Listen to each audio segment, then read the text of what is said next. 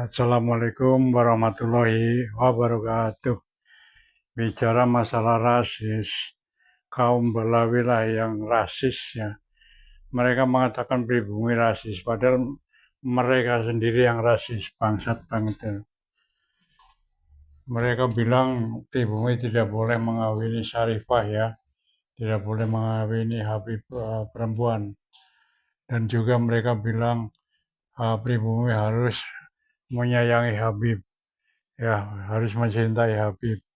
Sebab walaupun sholat, walaupun puasa, walaupun zakat, walaupun baca Quran, tapi kalau tidak menyayangi Habib itu sesat. Ini kata Habib Al-Idrus ini. Ya, ini kan sesat sekali ini, bohongan publik. Yang benar itu mereka lah yang rasis.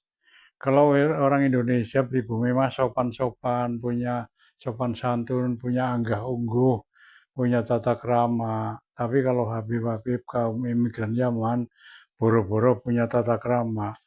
Mereka aja udah kelakuannya kayak setan, nggak tahu sopan santun, nggak tahu, nggak pernah menghargai orang yang lebih tua.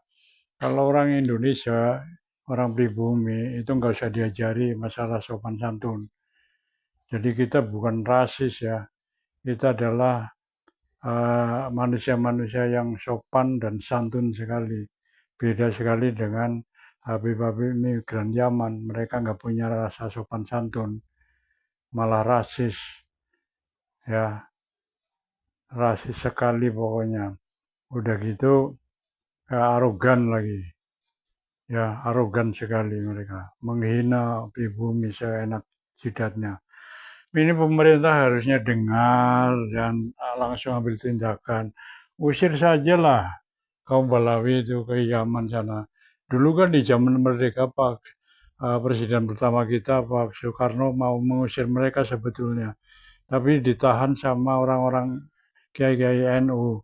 Itulah sayangnya. Udah begitu sekarang Kiai-Kiai NU malah dihinakan, ya dianjing-anjingkan, dibabi-babikan. Kurang ajar sekali. Bukannya terima kasih pada Kiai NU, malah berbuat kurang ajar.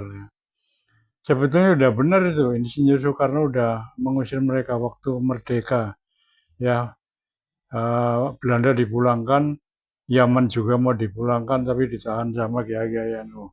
Ya Kiai NU ibaratnya seperti piara anak setan, anak macan, anak ular, kobra.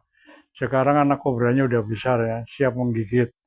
Sekarang anak macannya udah gede nih, siap mencakar, mencapik-capik. Rasain tuh kayak NU yang menahan Habib-Habib imigran Yaman. Sekarang ini jadi penyakit ini. Untuk itu ayo kita saksikan bersama video berikut ini. Selama ini para kiai tidak berani menyampaikan kebenaran apa yang sudah ada di kitab Ihya Ulumuddin, yakni apa? Tentang bahayanya tipu daya Ba'alawi, ya kan? Itu yang pertama. Kemudian golongan mereka ketika merasa terusik, ibarat rencana licik mereka sudah mulai tercium dan kebongkar habis-habisan, mereka menyerang balik dengan fitnah-fitnah yang sangat luar biasa. Ada yang memfitnah Wahabi, ada yang memfitnah termasuk tadi yang disampaikan rasis, ada. Dan justru yang rasis itu dari golongan mereka. Karena apa? Kita orang Indonesia, orang Nusantara dari dulu tidak pernah membeda-bedakan. Terbukti apa? Di sini Indonesia ada Bhinneka Tunggal Ika. Negara lain nggak ada, tapi Indonesia ada Bhinneka Tunggal Ika. Berarti apa? Indonesia tidak ada rasis. Justru yang rasis adalah dari para imigran-imigran Yaman yang cucu-cucunya sekarang itu saat ini menebar rasis. Contoh, Ane Duriyah Rasul, kamu harus cinta sama Habib. Habib Rizik ini seorang wali. Ini kan goblok ini namanya. Ini penyesatan ini. Ini siapa yang ngomong? Itu ada videonya di YouTube. Namanya Habib Novel Al-Idrus. Itu Solo. Sedangkan dia sendiri di Solo itu numpang. Tetapi lupa ketika dia ibaratnya dikasih hati jaluk rempelo. Iki kalau orang Jawa, Pak. Tapi karena sudah kebangetan, saya sebagai orang Jawa Tengah, saya harus berani menyampaikan karena ini doktrin yang sangat menyesatkan.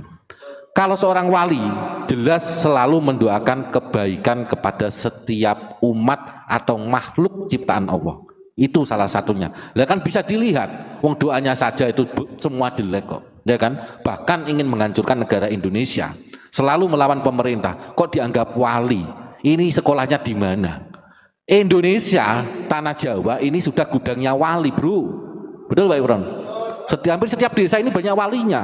Tetapi karena doktrin-doktrin mereka itu ingin menenggelamkan, termasuk Wali Songo, Duriyah kerajaan, bahkan sampai ke ulama-ulama Nusantara. Contohnya, mohon maaf, di area makam Sunan Bonang, ya kan, dulu tidak ada makam namanya Habib, Al-Jufri, Al-Kaf atau Al-Siapa.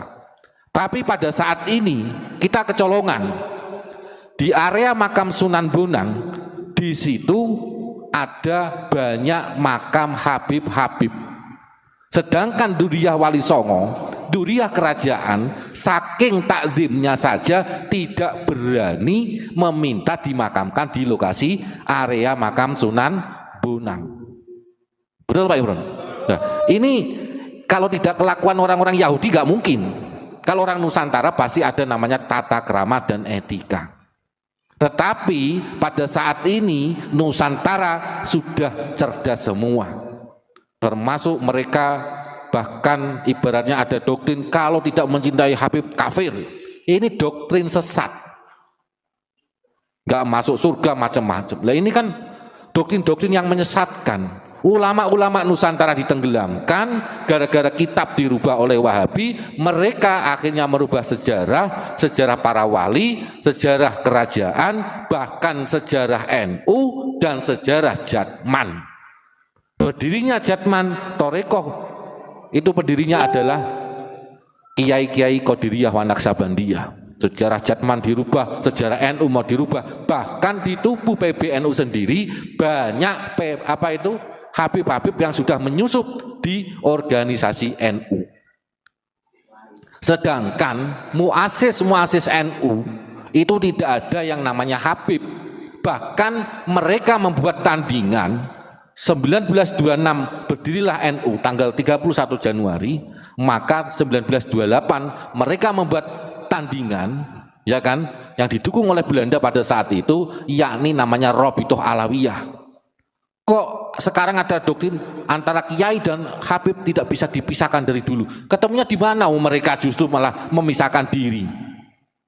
Tapi pada saat ini mereka menyusup, mulai ranting, ya kan, MBC, PCNU, PBNU sampai PBNU, ya kan, ada yang muhtasar posisinya macam-macam. Ini NU mau dihancurkan oleh orang-orang tersebut. Kita pada saat ini harus sadar dan berani menyampaikan kebenaran karena ini kaitannya keselamatan negara kesatuan Republik Indonesia. Mereka sudah berani terang-terangan menghina para kiai, menenggelamkan para pahlawan, para alim ulama, dan bahkan mengakui Indonesia milik Tarim, Jawa milik Tarim. Ini kan kurang ajar Pak Imron. Kalau dibahas ini memang sampai pagi sampai subuh pun tidak akan pernah selesai Pak Imron. Nah gimana Pak Imron? Ini terspesial buat Kang Ridwan. Setuju enggak kalau Indonesia atau khususnya Pulau Jawa ini miliknya Tarim? Tolong Kang Ridwan 212 jawab di kolom chat. Indonesia atau Pulau Jawa ini miliknya Tarim. Setuju enggak sampean? Kalau sampean setuju berarti sampean bukan keturunan dari Nusantara. Ya. Berarti sampean sendiri punya iktikat untuk menenggelamkan daripada leluhur panjenengan sendiri. Jangan-jangan nanti Ki Ageng Grebek diganti juga namanya. Ini yang sudah terjadi seperti Ki Ageng Penanggungan diganti. Kenapa kita diam? Nah ini tolong Kang Ridwan kalau masih station dijawab di kolom chat ini. Setuju enggak kalau Indonesia atau Pulau Jawa ini diakui miliknya Tarim? Dijawab.